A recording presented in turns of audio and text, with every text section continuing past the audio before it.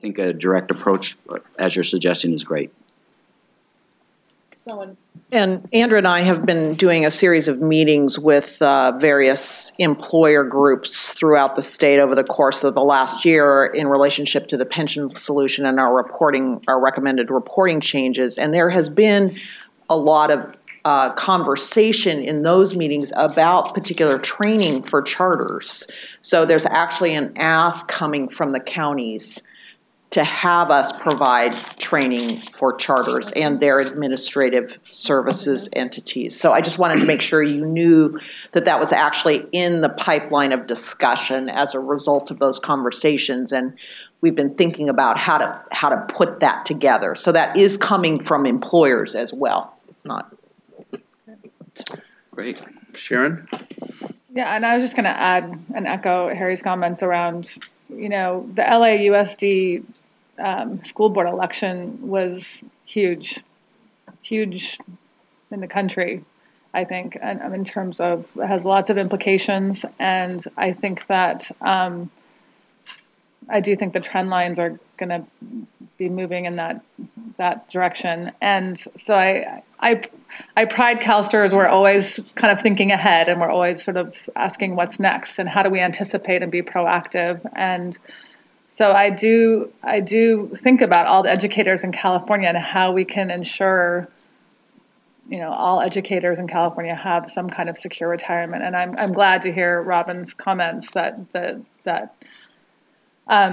there's outreach from the districts. I again would love for us to be doing that too. That works both ways, and that we're reaching out and making sure, like on the benefits and services side too, that we're making sure that we're reaching out, because I often encounter our own educators who are in the CalSTRS system who really have no clue they're in the system, what the benefit, And so I would love to exert a sense of peer pressure around the state to say that any educator in California has some kind of, secure retirement, and that they have the opportunity to be connected and involved with an institution like us that I think is respected and trusted. And a lot of educators in some of these systems are not aware that this is a benefit that is potentially available to them. And so I think the more strategic we can be on all sides, and it sounds like we're already doing that, so that's great.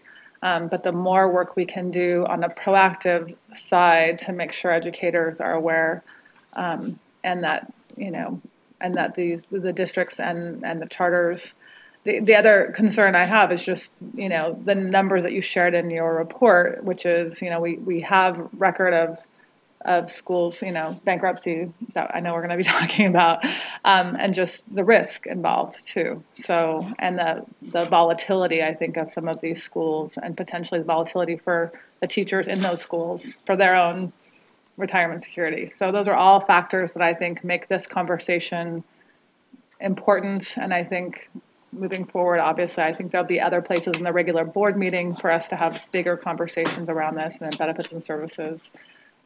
It's not going away. It's big, and we need to be forward thinking. And I really appreciate the work that you're doing. And there's more work to be done. Bob, I think you had a comment. Thank you, Mr. Chair. So just to sort of bring us back into the world of audits, which is where I live. First, a couple comments. Ms. Yamamoto, welcome. My name is Bob. Feel free to call on me. I work for you, not for them. Welcome to the world of exciting audits and risk management. And second, there are 10 people sitting in front of me. How cool is that? This is neat. All right, now back to the boring audit stuff. So I just want to draw the committee's attention to why this was done and what we can learn from an audit perspective for these audits of these organizations. This is exactly how audits and risk management is supposed to work. The overarching question was, are the risks of accurate financial reporting to the fund different for charter schools than they are for regular schools? Because if they're different, the risk assessment's not going to pick them up in the right proportion, because they're smaller, they have fewer employees, there's not as many, they're younger, so there's not as many retired annuitants, right? And the answer is, yeah, they're different. So what do we need to do? So this is not an action item that you need to vote and approve. It's an informational item. Nonetheless, my recommendation is to support Larry's recommendations to create a second or new risk assessment for these type of organizations. Now that adds some complexity because now you have two risk assessments, one for charter schools and one for the other employers. But I think it's worth doing because what this has showed is, in fact, they are different. So that's one item. The second is, purely from an audit perspective, I know that charter schools get a lot of attention for a lot of other reasons that I don't understand and don't want to know about. But from a pure audit perspective, I wouldn't want to lose the bigger picture, which is, although growth looks like it's happening rapidly, they still are very small. And so when you think of the dollars that are at stake, and that's what I think of, I don't think politics, I think dollars. And in terms of dollars, we need to be careful that we're taking the existing audit resources we have and that they're being deployed in a way that catches, in my opinion, the largest dollar amount of that umbrella with the resources that are employed. And right now, that's not necessarily in the charter school world. I'm just saying that. I'm saying it's in LA Unified and San Diego and these sorts of large school districts. And so I understand that charter schools are important for many reasons. They're a lightning rod that gets lots of attention, and that's fine. But from a pure audits and risk management perspective, in terms of deploying scarce resources, there needs to be a balance, of course, with many things. But I think the dollars that are at stake are certainly one big thing. So we'll have a different risk assessment, right? And it'll identify, probably shift how many of those are high risk, right? That's what it'll do. It'll take, instead of just one, there'll be more high risk and a few more medium risk and smaller lower risk. That will be the result of the risk assessment. That's what you'll see as an outcome, right? But that in itself doesn't necessarily mean, it might, but it might not mean that therefore more resources are devoted to auditing charter schools than used to be. That's a decision made by the board, right? Not me and not Larry. That's your call. But I would urge you to keep in mind when that decision is made and that rebalancing goes on, that in the back of your mind is always, this is about accurate financial reporting, making sure that the right dollar amount is getting reported to the fund in the largest amount that's possible, and that the size of the entities do play a significant role when allocating those resources. Right. Thank you. Thank you, Bob. I'll add on to that a little bit, that while, of the 8 schools, 2 in the process were entered bankruptcy, we're looking at auditing whether the contributions being made are correct. Right? So we're not doing a fiscal stress analysis of school districts. Perhaps we should somewhere. The Department of Education is doing it. I don't know whether... Yeah, I mean, I don't know. Do you do that for charter schools as well? Sure. Okay. So I mean, I think for us, obviously, auditing whether they're calculating the contributions correctly is immaterial if they then go bankrupt and we become a creditor in a bankruptcy and we can't get the contribution that's owed to us. That's a whole other question. It's an important question for us to, I think, have an understanding of, and we've kind of identified generally the idea that looking at what has happened to our friends across the river with some of their members and some of their employers, that we had identified wanting to understand whether fiscal stress by an employer, whether it's a charter school or not a charter school, whether that creates any financial risk either to an individual member and their ability to collect their pension or to the system. And so we flagged that. I think we're going to hear about that as a presentation to the full board in November. Is that right, Jack? Yeah, I think we have been modeling it from the actuarial side already in terms of taking some examples where there's a bankruptcy, and so we actually have some numbers around that already internally. But I think what we're jumping ahead a little bit to maybe tomorrow. But yeah. I think what you see is there's clearly footprints today that work needs to be done. That's obvious. Right. And tomorrow amplifies that even more. And then the other part would be that it touches audits in one sense, in that narrow way you just described it. It definitely affects the actuarial side. And yeah. and I don't want to leave an alarmist message for the members because it is so different than CalPERS in terms of the Right. the financial risk. Right, but we need to understand that. That's why we're asking the question. But where there is financial risk is on a different piece of it, but Right. that's certainly not the members' pension. So we don't need to leave anyone worried in that regard. But it does touch on our financial piece that Robin does. It touches on the legal piece and the actuarial piece. So what I as I've been thinking about that and reading the documents myself, I think we really need an internal task force or something that brings those four pieces together in a composite piece to you. There could be legislative ramifications if we got into issues of termination liability issues.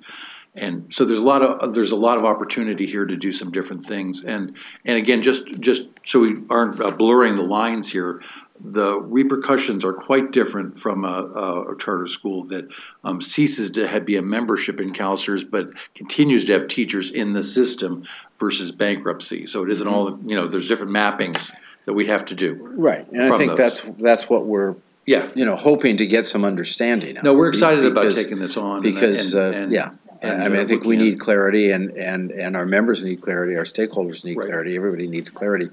We certainly, we are a very different system than CalPERS, and the implications, we fully expect are very different. But I think this board, this committee, but I think it's the full board needs to understand that. So I'm hoping we're going to get that conversation. And I know Fiduciary Council has raised the question of whether it is a responsibility that we have to monitor fiscal stress. And I think obviously that needs to be done somewhere, but I think it's already being done. We just need to understand. Bankruptcy creates a whole different set of ground rules that we haven't thought about here because school districts don't go back. Public school districts don't go bankrupt. They get taken over by the Department of Education, right? So, and we want to properly calibrate this so that, obviously, given the huge size of CalSTRS, it's hard to get a material impact on liability from an individual bankruptcy, but we still need to size this right for us, I think, and see what's involved in that. As we've looked at the numbers, I think we can give you some good sense of that.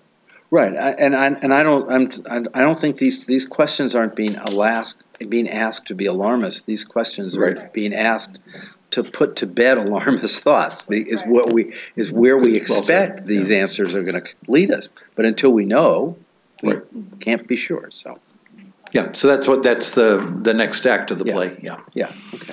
Okay.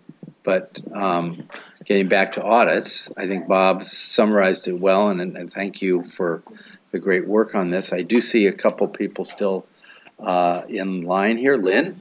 Thank you. And thank you for all the work that you did in the audits. I think this is a great introduction to this topic. And I think, Paul, just to kind of add on to your comments and Jack, it would be helpful to know also to the scope of this issue nationally. So when you bring back that further report sometime in the fall, what are the repercussions for other charter schools going bankrupt in other states? And also, I guess I'd be curious, too, to see the interaction of the CDE, fiscal stress monitoring, versus what we're doing in-house, because just wanted to know if a charter school misses a contribution payment or is late on contribution payment, what is the next step that the staff would take, and would that be an elevated risk because it's a charter school and not a public school? That's good. Actually, you gave me a thought. It would make a wonderful topic for the national meetings in October for the teacher pension systems. We've never really had that as an item of discussion, but it might be something that merits interest from the other pension systems. I'm going to pursue that, actually. Okay. Yeah. Thank you. Okay. Anybody else on the committee? I see Jennifer. I was just wondering. Jennifer. Good morning, Jennifer Baker with the California Teachers Association. I appreciate this very complicated discussion, and I think we all have many different issues that we're trying to chew. One of the questions that I would ask for consideration as you're having this discussion and then planning it for future discussions later on this year, when it comes to issues such as penalties and interest. So I know rules were set up a number of years ago by the legislature to make sure that if districts are willfully misreporting, there are mechanisms to go back and make the system whole. Do you also see that that might have to be utilized in regard to charter schools at a disproportionate rate? What's the fiscal impact to the fund, and particularly in light with the discussion that you'll have regarding bankruptcy? Do you need strengthening in some of the rules regarding penalty and interest if you see that this might happening at a disproportionate rate? Is it having a de minimis impact, or at what level might it be greater, especially considering that we're trying to address the unfunded obligation that we have? And then also, as you're having discussions, what's CalSTRS' role to individual members? So do teachers understand that if they move to a charter school, what's the role of understanding what their pension benefits are going to be if they enter a charter school that may, or more importantly, may not be CalSTRS? What's your role as their retirement system to let them know this is how retirement works, this will happen to you. And then if the charter does go bankrupt, what happens if the teacher goes back to another school district and may not have realized that they just had 3 years where they now do not have service credit and may not have understood. This is a very organic discussion that we're having within our state, but particularly when it comes to retirement, one of the aspects that we found is that teachers don't necessarily truly understand if they go to a charter school that they may not be in CalSTRS. There's a general assumption that their retirement is covered. So what kind of discussions that you have to have? So it sounds like some are more communications related, some may be legal related, and then some might be legislative related. But we look forward to future conversations on this issue. Thank you. Yeah, good. Harry. I think I'll wait, Paul, until, I'll wait until we get to information requests. Okay. Okay. Great. So I think we're done then with questions and comments. Had a good spirited conversation. It looks like Michelle. I did. Are we done with the presentation, or are we still going to hear about the bankruptcy recommendations? Are we, or do we sort of have the conversation? The presentation disappeared from the screen. I'm assuming. Are you done with the presentation? Yeah. Yeah. Well, I mean, I think everyone sort of discussed. Most of the comments that I was going to make with regards to bankruptcy were already expressed, and you know, we'll be coming back in November with a presentation to further inform and shed some light on that topic, and so that's basically where I was going. But Michelle. So I was just, kind of waiting for that piece and your recommendations to offer as you do have some kind of internal, conversations around task force, not specifically on audits, but on other issues, that the department would be happy to be an external resource to that. And as we've been on the past in some of these issues, audits or otherwise related for our charters specifically. And I know that there's, different ways that we at the department become, aware of fiscal constraints, particularly on charters.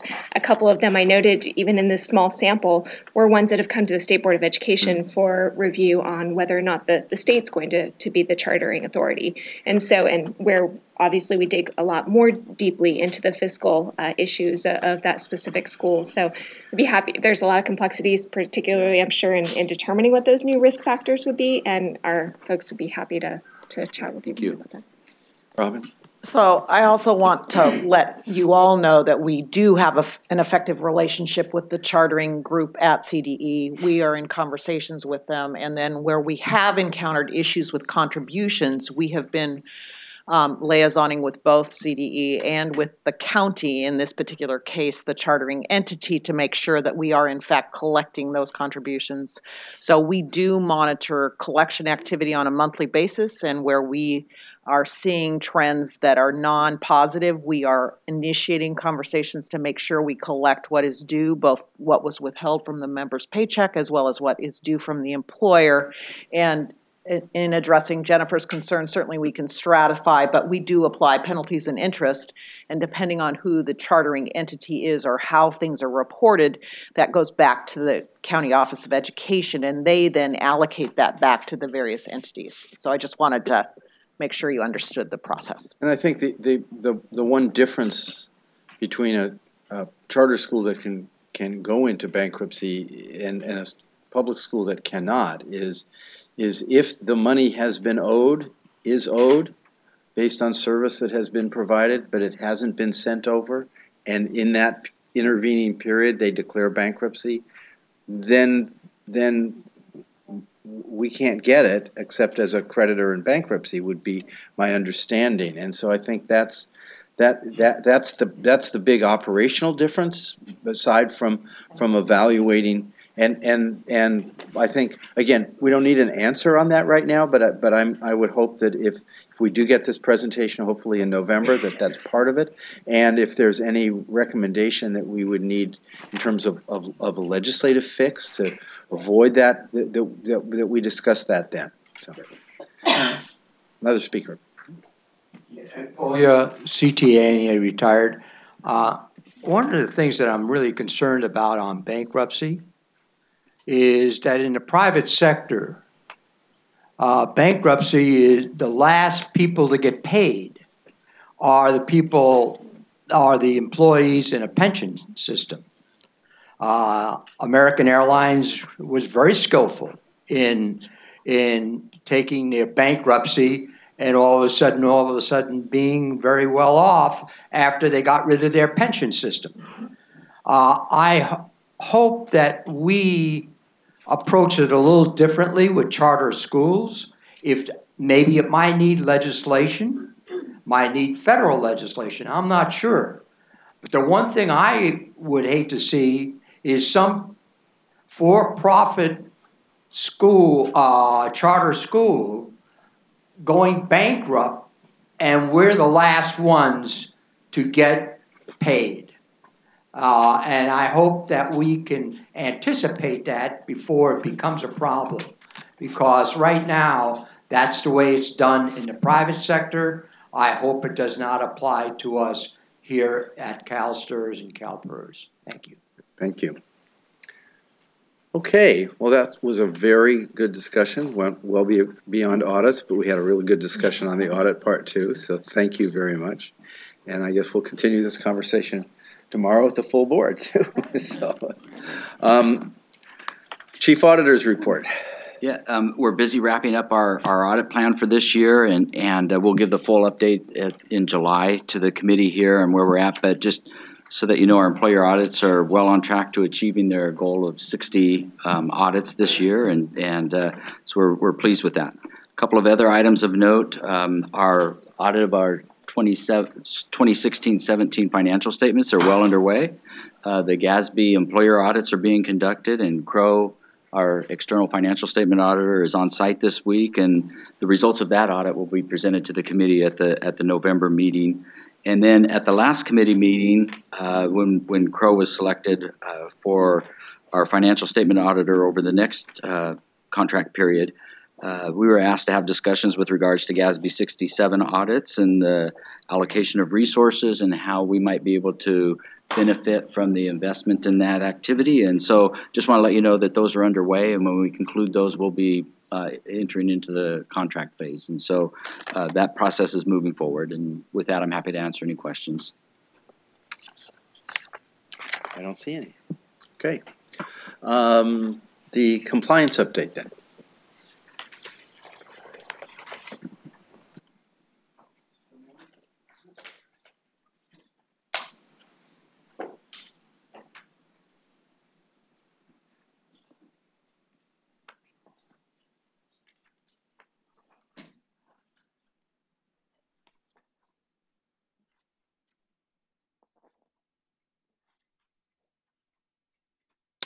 Welcome, Brian. Thank you. Just let's see. So we are excited to again be before you and talk about our progress and our vision for compliance. I wanted to take an opportunity to, I know I've mentioned them, but to introduce you formally to your compliance team. These are the folks that work day to day on trying to get this program up and running and produce the artifacts. So to my left is Marva Lee. Marva is a Staff Services Manager 3, a senior manager in our organization. She has previously served as Human Resources Director. I think before that, Personnel Officer, has a long history with CalSTRS. We're very lucky to have her. She's been involved in this from the beginning when we first identified the need for the program and started looking for funds, looking for expertise, and has produced a lot of the artifacts. To my right is Addison Embry, who is does most of the work that Marva doesn't do. He's an analyst and does a lot of the research. With Marva, produces a lot of the documentation, and has been very involved in collecting the information that we've referenced in our update that I'll cover briefly. But I did want you to have an opportunity to sort of get a chance to meet these folks because they work very hard. So our compliance update, it's, we've been doing this for about a year now. We've had a compliance program. We, as I mentioned the other day, we're waiting to fill it with, fill the director position. That first recruitment was unsuccessful. The second recruitment just closed yesterday. We did get a few applications, so we're hoping that we can continue on that. But it does seem like a performance of waiting for Godot. So we thought we would talk a little bit about, what we're doing, what our vision is, how we're taking concrete steps. So I have placed in the item some of the things that we're going to do, but I want to step back a little bit. So in our last meeting, the ARM committee, we had some good discussion. We heard, first keep the committee updated. What are we complying with, and who's complying it, whether it's strategic or policy level. One of the biggest and most important risks, and where the risk can be mitigated through a compliance program, and also a timeline for some of the activities that we're engaging in. So that was sort of the guidance for what we put together. I want to talk a little bit about our collective vision about compliance. So our colleagues over at CalPERS have done a lot of work on compliance and really, really admirable processes, and they have a 5-year program that they've laid out. So there are a lot of opportunities to learn from them. We also have Larry Jensen, our chief auditor, also has a significant background in compliance. Robin Madsen also has a significant background in compliance activities in the financial sector. But we looked at our own compliance program, and one of the things that we have a charter that we haven't finalized, but one of the things is, what's the mission? What's the vision for compliance? And I love the CalPERS statement talks about the mission is the letter and the spirit of the law, complying with the letter and the spirit of the law and regulations and policies. I love it. They did great. But I would reverse that. I would say the spirit and the letter of the law. You can't underplay the ethics portion of ethics and compliance. It's very important for the program for ethics and compliance oversight to establish a tone for the organization, or assist in establishing a tone for the organization. Now, CalSTRS is unique in that we have our core values, and our core values lay out ethical principles. And if there are principles in there like accountability, stewardship. There are significant ethical touchstones. The other piece a compliance program can really do is start, pulling together the principles that guide good behavior and help us avoid bad behavior. And to do that, part of what we're doing is developing a code of conduct. And I know Marva has worked on it extensively. We are going to have it reviewed by the CEO and the executives, and then once that's approved, we're going to train on it. I mean, right now we do welcome aboard. We do the executives do a presentation, and I encourage folks to report anything that they see, and that there should be the opportunity to report. So, but we need to spend more time on that, because we talk about the tone at the top, and we have a very, very ethical board that has for years set a very strong tone. But we have to talk about the tone at the bottom. How do the folks in the organization and doing the day-to-day work, how do they feel about the ethical atmosphere, the ability to spot bad behavior, report bad behavior, the responsiveness of the organization. So one of the things we've done is we've interacted with surveys, and they're coming up with some questions to put in our all-employee survey to determine or get a feel for how people feel about their opportunity to report behavior. And how do they feel about the ethical tone of the organization? But a key piece for us is the tone at the middle. And that cannot be overlooked. When we have a code of conduct and we have these policies and procedures, we need to train our leadership.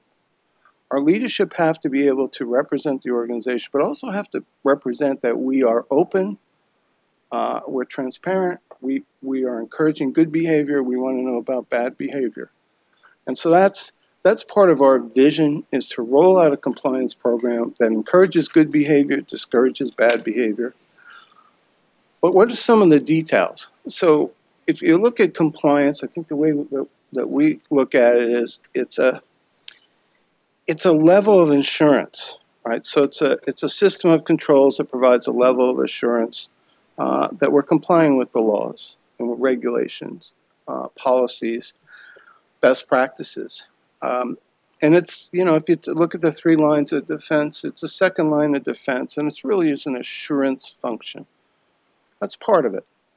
The other part, though, and I think we've had some discussions here, and I know I've had some discussions with the chair, there are things that just need to be complied with from an enterprise risk standpoint. So, we have there are things, insider trading laws. They need to be complied with. So if you'll see in our second phase, we talk about developing, this risk assessment of those big items, those items that present an overall enterprise risk. Some examples are, if you look at well, first of all, let me talk about, and to quote my esteemed colleague, Harvey Lederman, existential risks. Right, so we have existential risks to the fund, legislative, electoral, judicial. Right, so we have some risk right now in some of the court cases. But we also have risk, ADA compliance for our members. Human resources risk, ADA, discrimination, anti-violence, some staffing risks. We have conflict of interest. So we have risk self-dealing, use of resources, undue influence, political contributions. We have some operational risk that specifically would be addressed by a vigorous compliance program, and that is new legislation. How do we approach new legislation? How is that implemented? Do we have procedures in place to do that? Do we know who's responsible and how that is rolled out across the organization? And is that reportable? Is there something to measure against, and can we report on it? We have contractual risk. So we have contractual risk on both sides. So we have to comply with our contractual requirements, but we also have vendors or contractors who have obligations to us and also have made various representations to us. And are they complying with those? Simple things like gifts and contributions disclosure, Form 700s. We're looking at some data requirements, privacy requirements. Are they complying with those? Some of them we have insurance requirements. Well, are we monitoring that we are indeed checking on that coverage? We have third-party relationships, right? We also have where they have the licenses, appropriate licenses and authorizations. We have intellectual property. We have trademarks. Are we, the risk to the trademark, are we overseeing that? Do we have a compliance function in that? Safety, huge issue. We have Cal OSHA. We have physical safety. We have background checks. We have various types of health, life and safety, data management, record retention, taxes, wage and hour laws. And then we have investments. Now, you've heard a little bit, Larry talked about some of the work he's doing in the audits on investment. It really is compliance with investment policy. But there are other things. There are legal risks. So there's the Foreign Account Tax Compliance Act. We have the Office of Foreign Asset Control. We have anti-money laundering laws. We have tax treaties. We have various other legal requirements that apply to our investments. Well, non-compliance with that could be a risk to the organization. So this is the second level, sort of the higher risk that should be addressed. What we did after coming out of the last meeting, though, is we said, well, okay, but we need to start addressing the identified risk in the organization, and the best place to do that is management's already identified risk. So we have the risk management plan, and in the risk management plan identifies the highest risk to the organization, the greatest risks, and then each of those are broken down into sub-risks. On the sub-risks, as you've seen, I set out in the items, some of them are very, very crucial and very large risks to the organization. And then management reports and says, these are the activities that we are engaging to reduce those risks. Fine and good. But how do we know that they're engaging in those activities? What is our assurance that they're doing that? What controls do they have in place? So Marva and Addison developed a questionnaire to drill down into those things. So as you sit here and if you look at the risk management report, there is no specification of what those activities are. There are strategies, but not activities. So that was the first thing that we asked is, okay, what are the implementation? What are you doing to implement that strategy? What activities are you actually engaging in? The next thing that we asked, or part of that was, okay, who's responsible for doing that? You've identified these activities, who's responsible for doing those activities? We need to know that so we can hold them accountable. What policies or procedures or other things have you put in place to ensure that these activities are either happening or to facilitate them happening? And then how are you monitoring that? Do you have a monitoring system in place? Again, these are questions.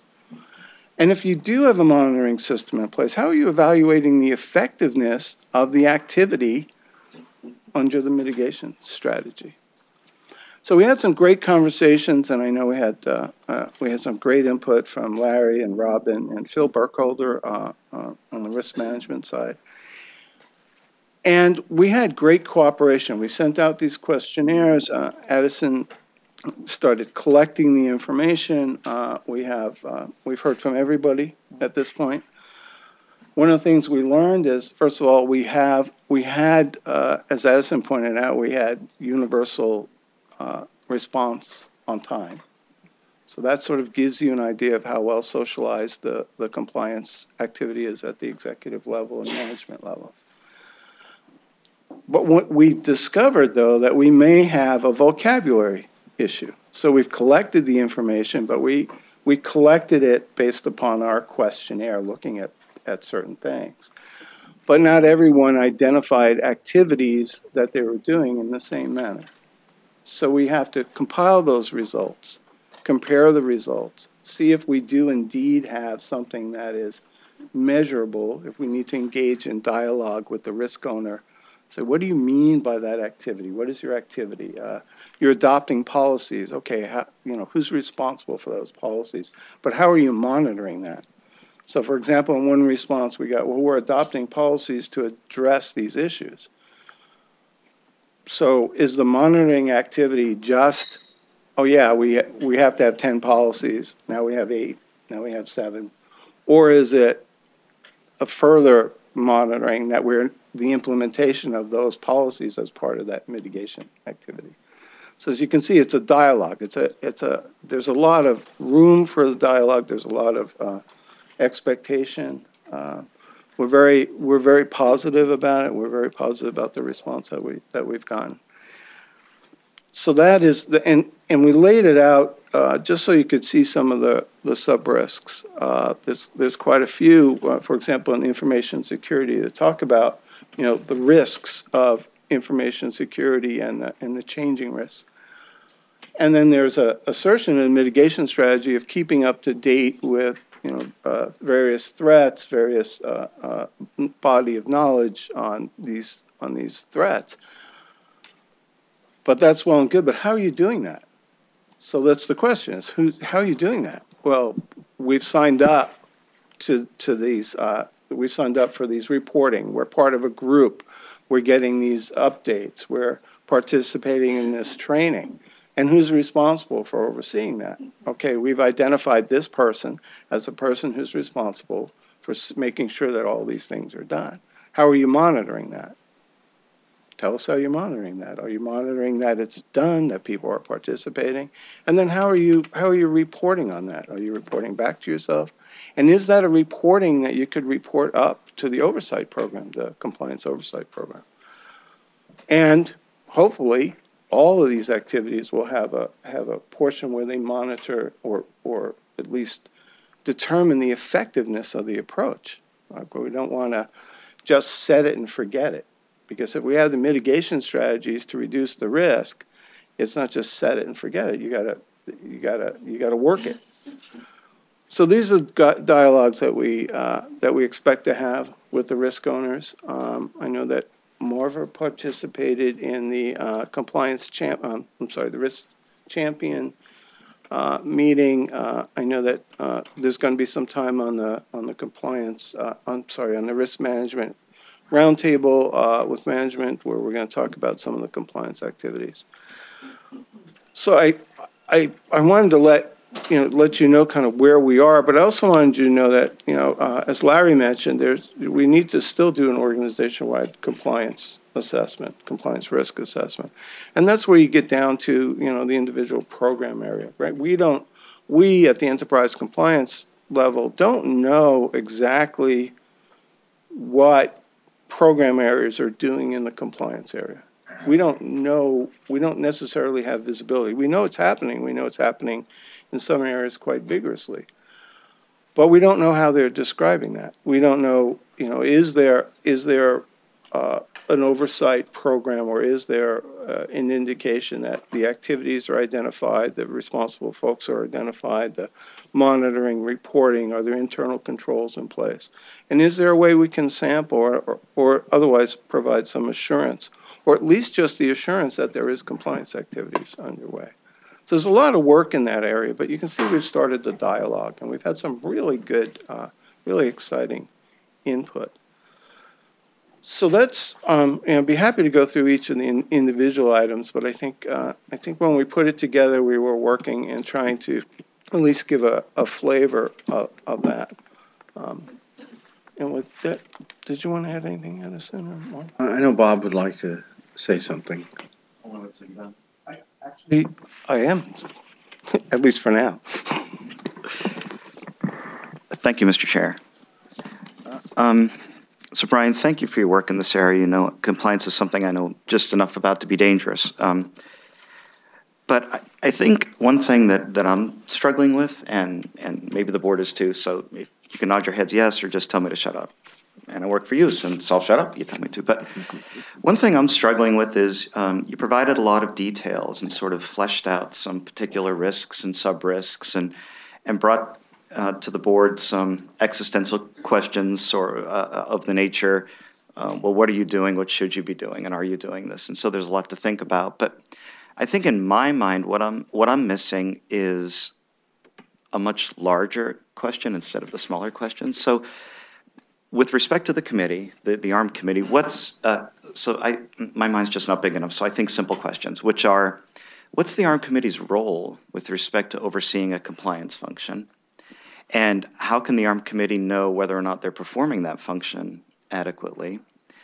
And compliance is very different from audits, right? Audits, a lot of the professional standards promulgate what your obligations are, what reports you need to see, when you need to take an action item. A lot of this is predefined, right? A compliance program is not necessarily this way. It's sort of customized around the organization. And so the larger questions, what is the compliance what are the goals of the compliance program? And how are the risks identified from if you just take a step back and get out of the weeds, right? Let's just not sub-risks, not talking about whether someone's thinking they're doing right or wrong. Just bigger questions, such as what risks or compliance-oriented activities will fall under this compliance program as opposed to, let's say, a compliance program that's going on in investments. Because if we were just to say, right, from an auditing perspective, from an accounting perspective, from a compliance perspective, where are some of the largest risks to the organizations? They're going to exist in investments, right?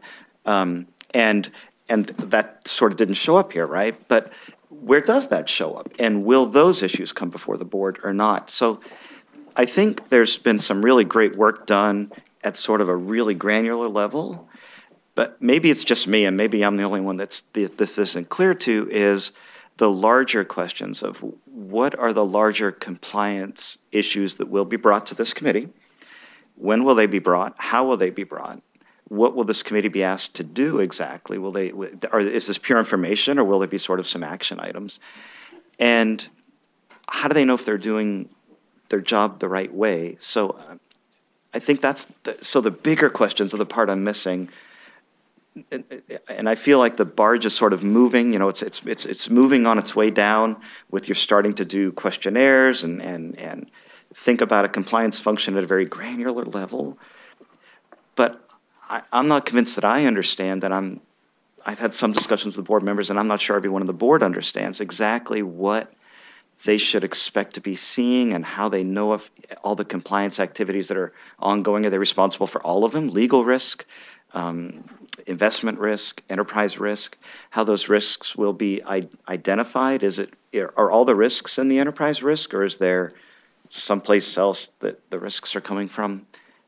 So am I the only one that So can I just give a little context in the conversations that Brian and I have had, and then I'd like to hear what others say. Bob, that was very helpful. The conversation Brian and I had a conversation maybe a month ago, sort of saying, well, where's the right place to start in assessing the risks that were important to focus on in a compliance program? And as Brian said, the obvious place to start is all the work that has already been done within senior management and brought to the board every 6 months to identify what the biggest risks to the enterprise are. We have that enterprise risk management report. And so the concept was to go back to that and to say which of those risks are the kinds of risks where a compliance program can be helpful. Because a compliance program probably can't be helpful with the risk that the stock market crashes. We can't do something about that. So what are the risks that we can use a compliance program for? And so we've struggled on the one hand to get our arms around the concept of what to do, but I've also been pushing, and maybe the results weren't where we wanted to end up, to say I also wanted to see some specifics about, well, what would the compliance program do? If you've identified this risk, what would the compliance program do to ensure compliance with the policies that have been set up to mitigate or avoid those risks? I think one of the things that was kind of stunning to me was when I looked at what Brian put together, the risks I thought we would be addressing in a compliance program, and maybe this is because I come out of the financial world where, I oversaw a compliance program at an investment bank, that there would be financial risks, there would be investment risks, and they were nowhere. And they were nowhere because in reality, they really aren't on the enterprise risk management list. In other words, there's nothing on the enterprise risk management list that says, oh, well, you might have a London whale on your trading floor, right?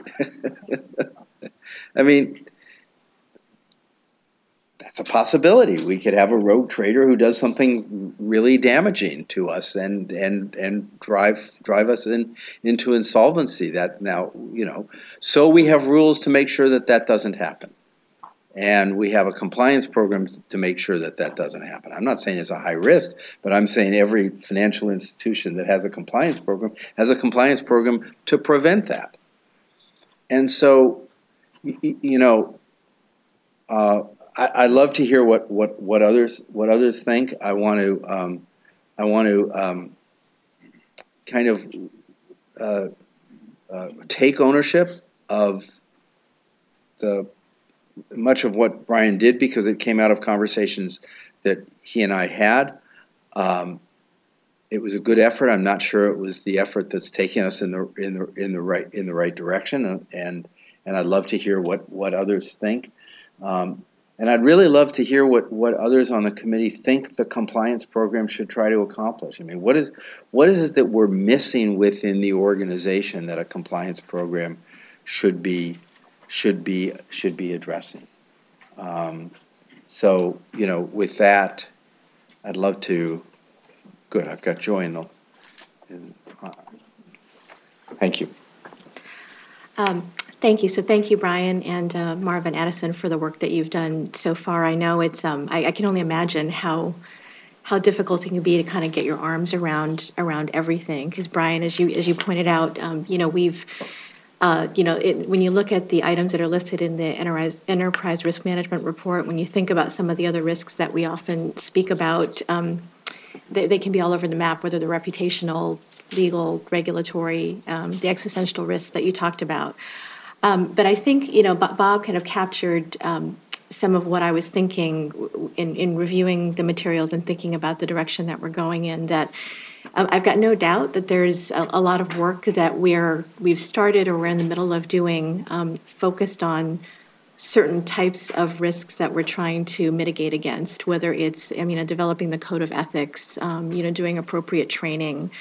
But I guess the way that I think about a compliance program is, understanding what that inventory is of the laws and regulations. When you referred to complying with the letter and spirit of laws and regulations, or spirit and letter of laws and regulations, understanding what that inventory is of those types of legal and regulatory risks that we might face. I don't come out of the financial industry, so I don't know or have a full appreciation for all of the different types of investment or financial risks that we could face. I know that there are some that we face as fiduciaries and as board members and how we conduct ourselves, other risks that face the organization.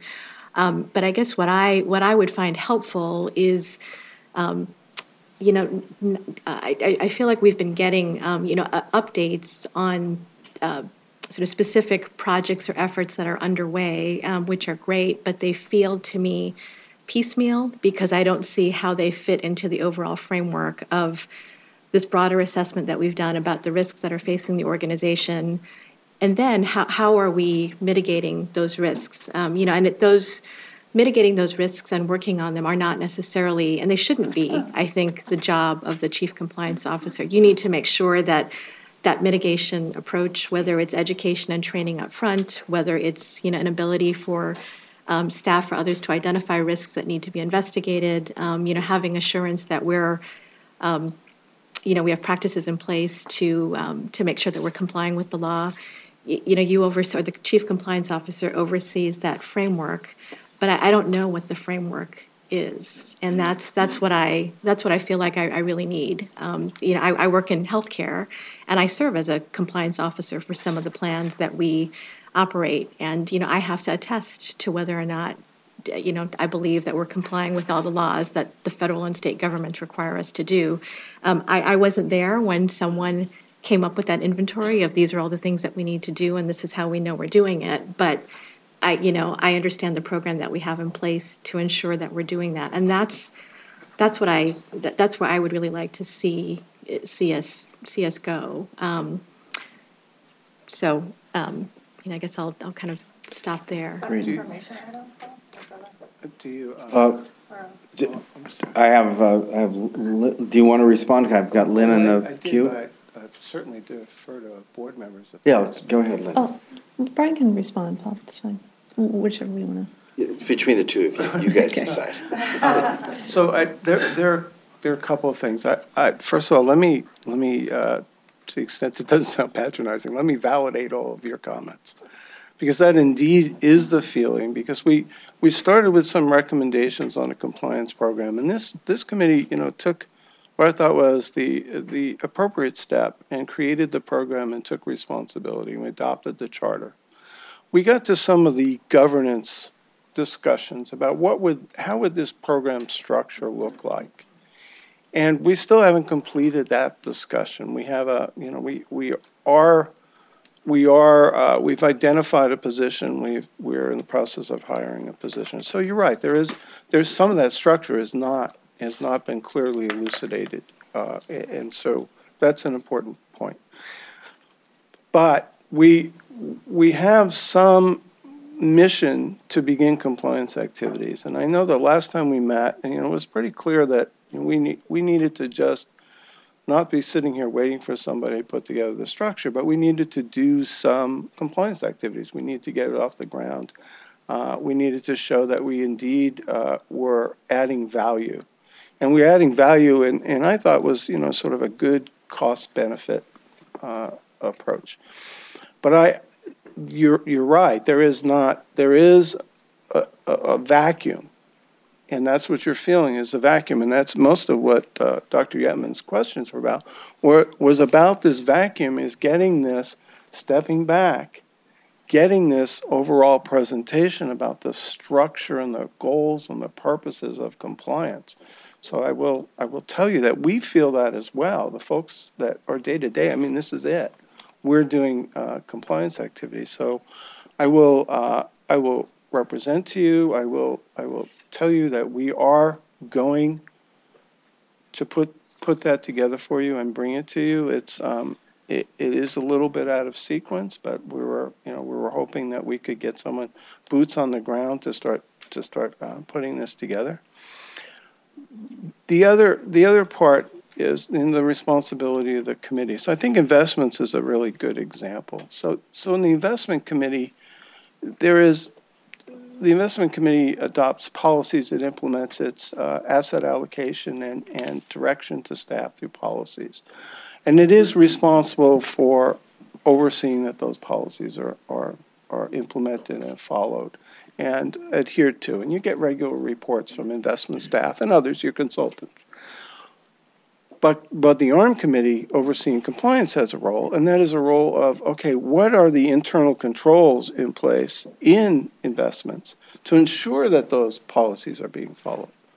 And that's the compliance function. It is not adjusting the policy, adjusting the asset allocation but it is what monitoring and what internal controls do you have in place to make sure that those things are indeed happening.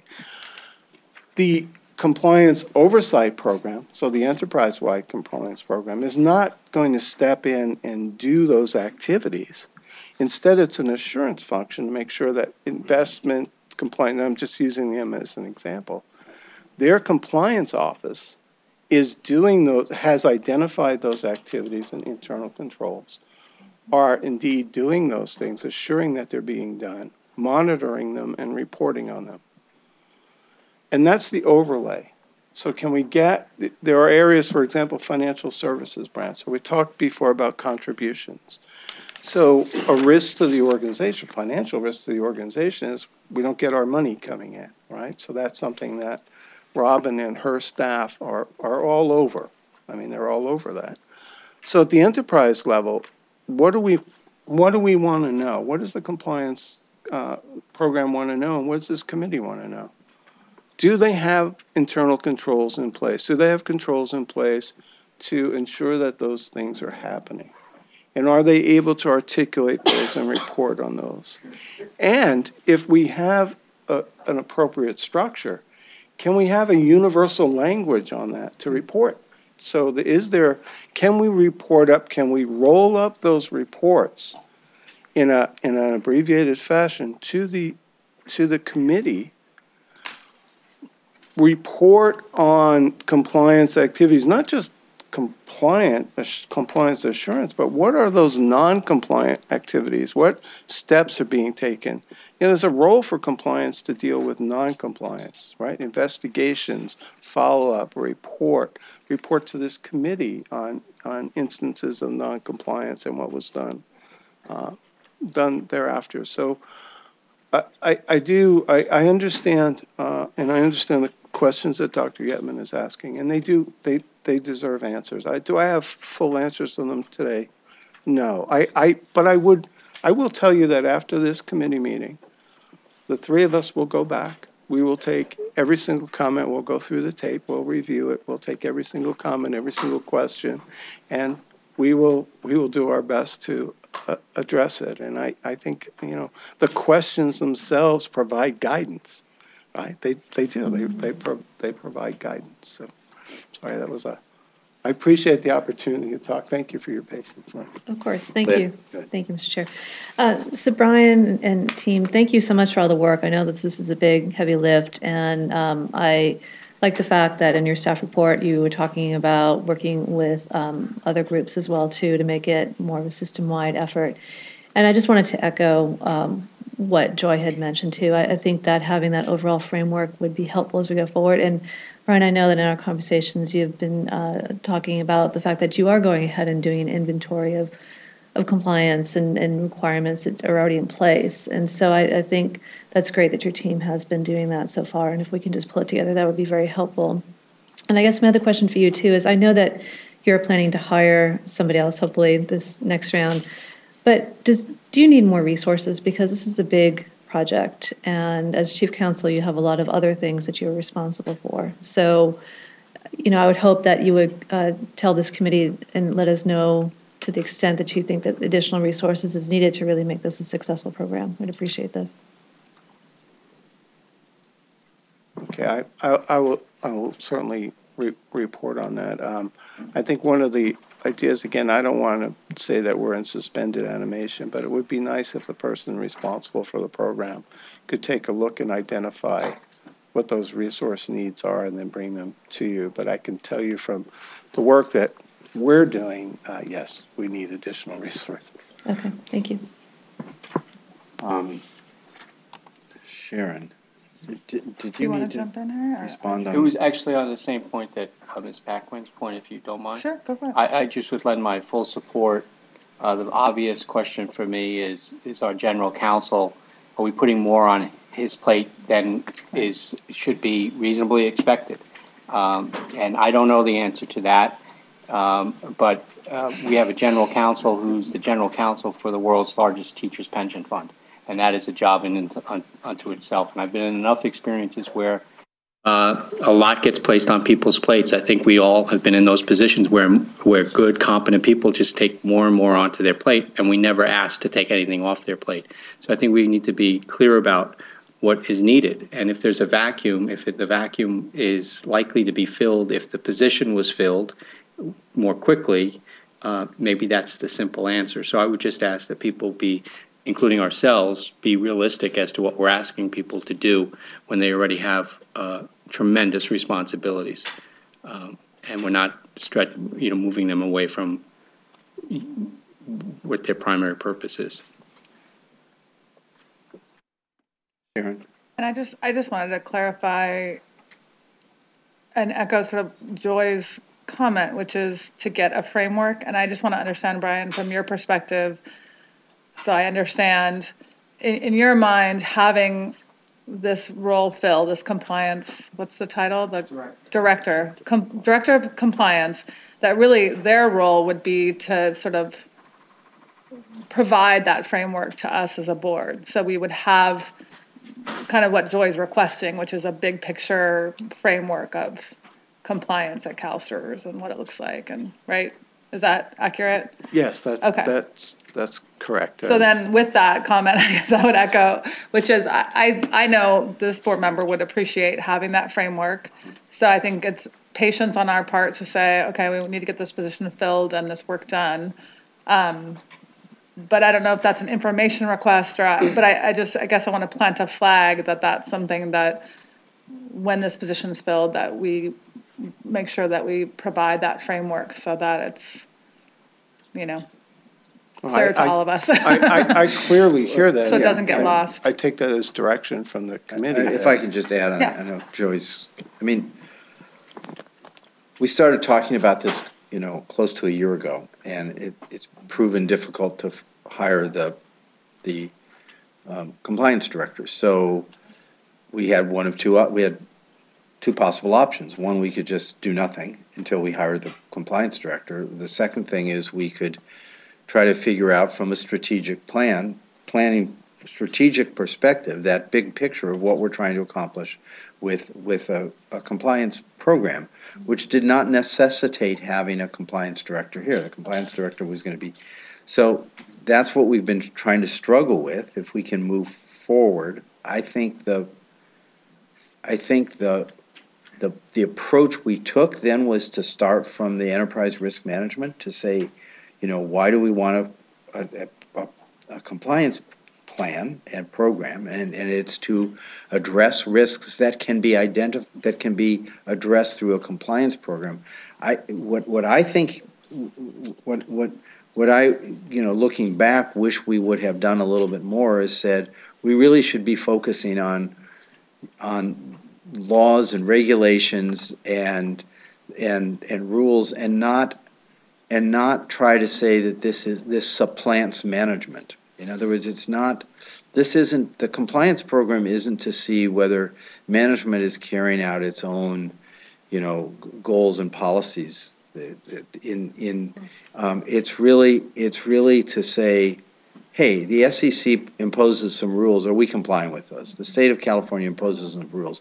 Are we complying with those? And I think we got a little, my feeling looking at it, we got a little off track because we looked at it too much as a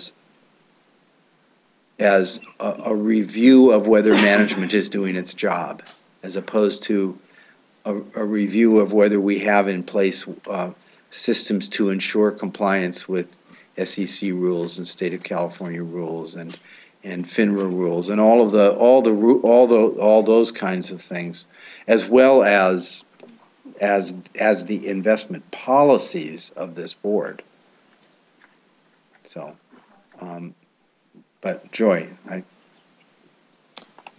put myself in front of you there. Sorry. No, actually, Paul said what I was going to offer, which is that, when I read the write-up, Brian, that you presented, that it was one of the things that struck me that, perhaps a way to not boil the ocean and really size what we're trying to do here, it's to focus on the legal and regulatory risks specifically. If at some point in the future the committee or others thought it was appropriate to also look at the chief compliance officer's role with other non-legal and regulatory risks that are on the enterprise risk management report, that could be considered. But I think I'm hoping that will kind of narrow and focus what we're trying to do here. I think it is still a significant body of laws and regulations that we need to have on that list or in that inventory. But I agree. I don't think it's looking at what the chief compliance officer does or what this committee looks at in terms of kind of that internal leadership effort around risk mitigation of all the risks identified in the enterprise risk management report. So I think I'm kind of echoing what Paul said, but if the committee agrees, I think I'd like to really focus, the next steps with this process around that. Bob. Thank you, Mr. Chair. That's exactly the conversation you need to be having as a board. So compliance can be whatever you want it to be, right? And the scope of the activities over which the compliance function oversees is limitless. And as you pointed out, it could be an ocean. And there's nothing wrong with defining it narrowly. So you picked a couple laws and regulations, for example. And that sounds very reasonable.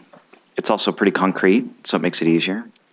You also have predefined outcomes. You know if you've complied or not, right? As opposed to something like tone at the top, which is hard to measure, right?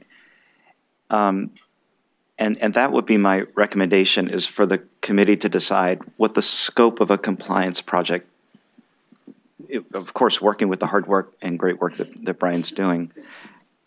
And I would echo, I know how hard Brian's worked on this. We talk about this offline.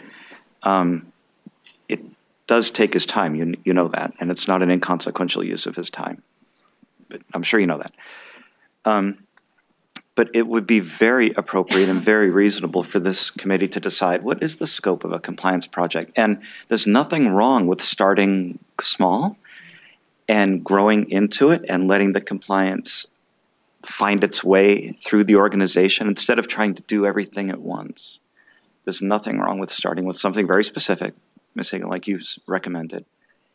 And then the compliance program can fill out its leaves as it grows and blossoms over time. It's not something that you necessarily have to get put in place from day one and just take this huge bite. In fact, I would recommend against that, right? And that doesn't mean you should delay hiring this person at all. It just narrows the function and scope of what they'll be looking at when they come on board. It narrows the function and scope of what you'll be looking at when a report is brought to you. And it helps you become acquainted with what it means to be part of the compliance. This is new for you. It's new for this committee. And I think that's a great way to start. But that is your responsibility as a committee to define what the scope of those activities will be. And what you decide today is not necessarily what it is for the life of the compliance project. You don't need to feel that you need to solve all the problems, or not problems, to oversee everything that could be there. That's exactly right. And so I would invite that discussion on the part of the committee. I don't know when it would take place, if it's now or if it's later, but scoping it is going to be really important, because then that provides really concrete guidance to these hardworking folks right here. Thank you, Mr. Chair. Harry. Thank you, Professor Yetman. My anxiety level has come down dramatically. You feel better now? Yeah, I do. Doesn't take much. Doesn't take much. Just takes reasonable, thoughtful people to walk me through what's pretty obvious sometimes. So I would just and thanks, Ms. Seeger, for framing it the way you have. And I would just suggest, for the purpose of moving the item and looking at the agenda, is that the chair of the committee work with Professor Yetman and our staff to do exactly what he just laid out, which was to really narrow the scope and function, to start small and bring back some essentially low-hanging fruit in terms of what we can be doing. I don't think we're going to flush that out now, but I do think the right people talking offline can bring back a more focused, narrowed approach to what we want to actually accomplish. Bob, did you have? Okay. So, thank you, Harry. I think this isn't an action item, but it's a process in process, if I can put it that way. And I mean, I do think there have been several people who have suggested that narrowing of the focus, and I certainly am one who thinks that's the right approach. So I think that if that's okay, that we can continue to work, and as of July 1st, Joy will be the vice chair of this committee, so I'm going to pull her in too, because she said so many smart things today. And both of us do have some experience from our industry experience with compliance programs. So unless there's anybody who thinks that's, not the way we should be going, I think this has been, a very good discussion on the topic. So, Harry. I would just add that I don't want to imply that I think that the key staff person has to be our general counsel in this conversation. It could be whomever he delegates to be the liaison with Professor Yetman and the leadership of the committee. So it could be Mr. Embry or Ms. Lee or whomever else he's working with to be the designee to the committee. I know you've taken that lead role, but if it's if we're going to be more effective and efficient and with people's time, I just want to put that on the record. Let's see how things go with Yeah. hiring. Let him decide. We don't want to count those chickens, yeah. Yeah. Could I just sort of Yes. bring this just a little bit for our purposes a little bit to closure. So if we identified, and perhaps not, we didn't articulate as well as we could have, but phase 2 is indeed sort of our inventory. And so when I read off that list, that was the beginning of our high-level inventory of the laws, regulations. We will engage with certain program areas to the extent they know more about what laws and regulations that they are responsible for complying with, and we will indeed return with a list or an item that explains what those laws and regulations are. In other words, for a tree for you to pick the low-hanging fruit from. So I think that's our takeaway from this. We need to do that, and we will indeed start working on that, so we can bring that back to you. Well, I want to thank Brian and Marva and Addison for all the great work, and it was a good conversation. I mean, this is we're learning here, right? We have oversight responsibility, but it's a new undertaking at CalSTRS, and so I appreciate the work everybody's done, and I appreciate the input that the committee members had today, and we'll move it forward, and we'll talk about it at a later meeting, and so thank you. Thank you very So I think much. we're getting towards the end now, since we're already 25 minutes beyond our allotted time.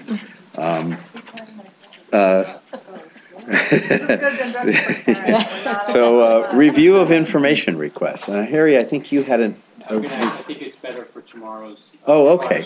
Okay, fine. So were there any requests? I don't know if there were any formal information requests. There was the risk factors associated with community college, if you wanted. Yes. And it sounded like that was already in place, right? Right, like he was going to present on tomorrow or later today. Mr. Keeley, you said, given the trend line in charter schools, does audits need more resources or a special ombudsman type person? I don't know if you want that as an information request or. I don't think so. I think Professor Yetman for us. And then lastly, there was I think there was a consensus that a detailed analysis on the dealing with bankruptcies in charter schools. I don't know if you want to include that as an information request. I think it's going to be, I think Larry was saying it's going to be talked about in November, but that could be possibly an information request. Right, thank you. Okay. Harry, you had?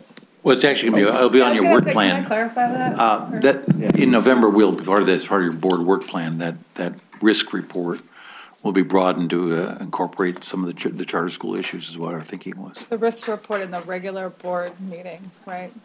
And we'll be discussing, because I think. Well, the tie-in is the finance risk, but there's issues beyond it too. We want to talk about the member risk, such that it is. So my thinking was that part of the finance risk would be part of the actuarial risk report. David and Rick are already thinking about that carefully now, and then we could do an adjunct piece to it that broadens some of the issues around the charter school issue in that same meeting. I think it just fits together well, even though it's not all finance risk in the sense of the liabilities of the system. I think I just want to make sure, so I do see the financial liability of the system, but I also think there's the piece, I think that Jennifer brought up in her public comment around member education. So I don't know if that's benefits and services for next year, but discussing, how we communicate with our members around retirement security and the importance of making sure that we're doing that with charter schools as well. So I think that's a piece of it. And then I think the other piece is just as fiduciaries of the system, the implications of if there are less, teachers in CalSTRS. Yeah, I'm not sure. I guess that is connected to the unfunded. What I was saying, yeah, I'm not sure if you caught that one Yeah. piece. We're bringing in the legal side, the finance side, the actuarial side, and the member side, as a piece of that, I think. There's enough, and the audit side. Sure. There's more than enough pieces that impact the members and the systems. So the legal side will be part of the November discussion as well. Yeah, but my thought was tomorrow, we'll just articulate that a little bit better on the work plan when we do the board's adoption for the. So Harry, I still have you up. No, I think. Okay, good. So I think we're done on that one. The draft agenda for the next committee meeting. Anybody have any thoughts on that? Okay. See none. Then opportunity for members of the public. We don't see anybody at either of our mics, so I think we are done. We are adjourned. Oh, We just need Harry's I'm sorry. thoughts on the Harry. timing. I'm sorry. That's Yes. okay. So just for management of time here, we have 90 minutes scheduled for closed session on the investment committee. We haven't had lunch, but we can work that through. So I'm going to say, as Jack, we're going to estimate, we're going to go right into closed session. So the public does not need to come back and then go back out. We're going to go right into closed session for investments. And I would estimate that we'll, I would say, between 2 and 2:15. Let's shoot for 2 o'clock. Yeah. We can shoot for 2 p.m. for back in open session. Yeah, that makes sense. Is that about yeah. right? About 2 p.m.? Yeah, we'll shoot for 2 You're p.m. gonna, we do have other people that sit in the closed session, beyond that, just, there's a lot of staff that, in fact, that, you're doing that in here, the. Yeah, closed so we'll session. have lunch Physically. from 1:45 to 1:15. Yeah. So we'll come back to closed session at 1:15, and then for the public, we better go 2:15. Yeah, so for the staff 2:15, that are yeah, in the so lunch staff that are will in be the back closed in session, be closed at here. 1:15 and back in open session at 2:15. Got it. Got it? Yep. Okay. Good. Thanks.